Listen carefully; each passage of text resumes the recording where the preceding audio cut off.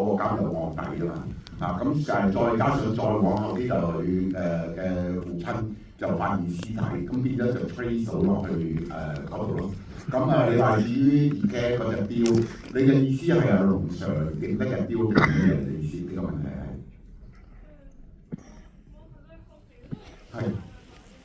係嗰個限量版即係都有好多千隻嘅，而家電影裏邊用嗰隻咧係2016年開始出嘅，咁咧就唔係地球上唯一一隻嚟嘅，都有一定嘅。咁你話譬如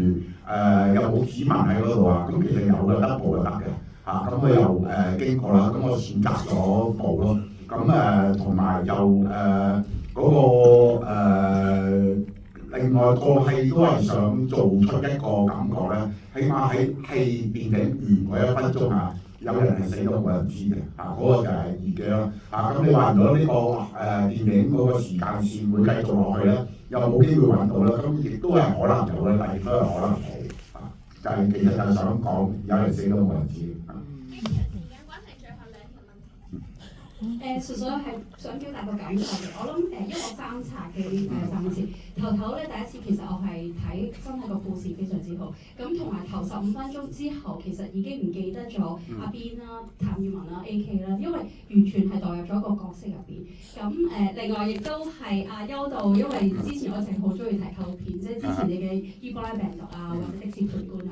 咁所以我知道好多 channel 其實有好多訪問，咁可能都優導有講翻成套戲其實個背後有啲咩意思，都睇下嚟緊會唔會可能你會有一個專輯或者有啲多啲嘅分享咧，等大家都可以知道成個故事你想表達嘅好多唔同嘅 message 咯。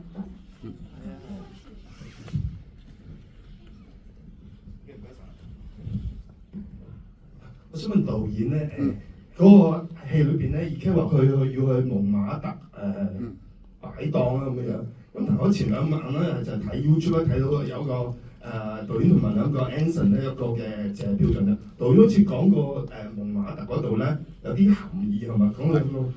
女作家係自殺啊，佢仲有個畫家好似喺嗰度住過，咁其實有連嗰個畫家梵高都喺度住過嘅喎，咁我覺得係梵高更加可以呼應到 E.K. 呢個角色嘅喎，因為佢又失意啦，佢好中意日本啦，好中意日本嗰啲嗰啲咩浮世繪，有自殺啦，死字係37歲，可能又後生啦，咁嗰時你創作呢個角色嗰陣時有冇諗過呢方面嘅嘢㗎？主要第一佢中意畫畫啦，就如果蒙馬特咧，你睇嗰本書叫《蒙馬特之戀》咁佢裏邊亦都係關於一啲同志嘅故事，咁呢個係台灣嘅小説嚟㗎。咁另外咧，蒙馬特佢側邊有個樓梯咁嘅位咧，即係如果大家去旅行你嗰啲咩 TripAdvisor 都會介紹，嗰度咧就曾幾何時咧，而家都有嘅。曾幾何時嘅意思就係有好多名畫家都係嗰度畫過下，咁呢個人提梵谷啦，咁另外一個都好出名嘅畢加索啦。咁而家佢就係喺電影裏邊就兩個議題，一個中意畫畫，咁所以蒙馬特咧係佢一個理想啦，或者一個夢想。咁而另外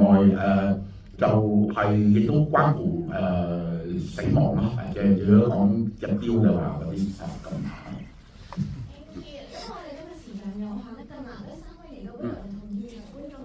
好，係，好，多謝各位咧，我哋可以唔好意思啊。